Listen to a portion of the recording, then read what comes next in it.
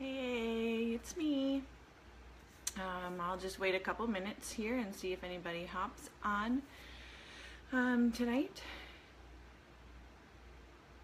Quiet crowd. It's Cinco de Mayo, so I'm sure half of the world is out drinking margaritas and eating tacos. So I may be here all by myself tonight, but that's okay. Hi, Melissa.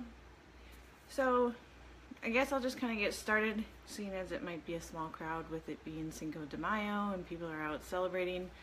But my name is Beth and I'm here with Unearth Your Glow, and tonight in the When Death Rocks Your World series, I'm talking about how you've now become a single parent and need to raise the children on your own.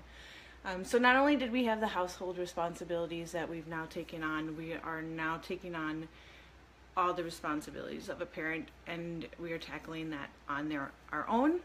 Not only just learning how to deal with the parenting on our own, but also trying to help the children as they go through their own grief. And just like with adults, children are going to have their own grieving processes. Is going to take different times for them. They're going to feel it differently. And depending on their age is also going to depend on how they handle the grief. If they're older, they may shy away from you, give you attitude. I've felt that one. Or when they're younger, they may need more attention and may need a little bit more comforting because they may not quite understand exactly what is going on. But the most important thing is to watch and listen to your children. They're going to give you signs. They may not know it, but it's just important that you are watching and that you're there so that they know that they can talk to you. So a few things that you can do to help the children as they are going through their own processes is to always let them know that there is an open line of communication. You need to let them know that it is okay to talk about their feelings. I know for myself, I feel like they might be afraid to talk to me because obviously I'm feeling similar feelings to them, and I feel like maybe they'd be afraid to talk to me to express how they're feeling because they don't want to make me feel bad, and then that might make them feel bad. So it's really important, and I try to stress it to both of them, that it's okay to tell me when they're feeling sad or if they need to talk about anything, because talking helps. Also, it's best to try to keep your routines as normal as possible. They say that having routines is very comforting, and especially when you're going through so much change, when you've lost your spouse or your parent. Trying to maintain that routine will hopefully help with the processes. Is also very important to let your children know that you're there for them. They may start going through separation anxiety with the fear that they're going to lose you as well, especially if it was something that's very, very unexpected, because now they're unsure.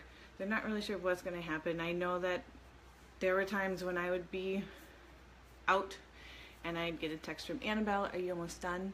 Are you going to be home soon?"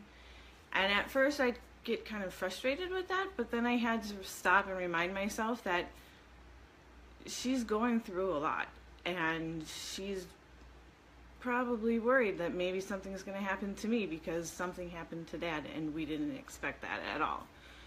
So it's very important that you spend time with them so that they know that you're there and that they have that sense of reassurance. Also, make sure you still have family time. I know before Ben passed, we started doing family game nights and having dance parties, and we still do that. And one of the strict rules when we do that is to have no electronics unless we are taking pictures with our phones, or obviously if you're doing Just Dance or something like that, then we have the electronics, but otherwise we try to stay away from them, just because it is important to focus on us and get away from the craziness of the world. And it's important to keep the traditions going that we've started. It helps keep the memory alive. So, keeping your family traditions, family time, even going on vacations, making memories, you can't let that stop. And I know, like, especially Ben wouldn't want us to stop. He wouldn't want us to be sad. He would want us to celebrate life. And so they always say, you know, money is not important, it's important to make memories. So that's what I've been trying to do. Taking the kids, we go to Disneyland. We love Disneyland. Not Disneyland, sorry. We don't go to California. We love Disney World. No offense to Disneyland, we've just never been there. But it's important to feel like a kid too. So we go and we just have fun. Now, also, now that you're a single parent, moving on a little bit, is to make sure that you know it's okay to ask for help with things, especially if you need somebody to help pick up the kids, take them somewhere, doctor's appointments, school activities, martial arts, things like that. It can be stressful when you don't have that other person there to help anymore. Like when Annabelle got her braces, they said a lot of the appointments, it had to be a parent. It could not be anybody else, a parent or a legal guardian. And I thought, well, you idiots, what if we don't have somebody else? And what if we can't make it there? So some stuff like that really kind of bothers me, because that's all a whole nother story.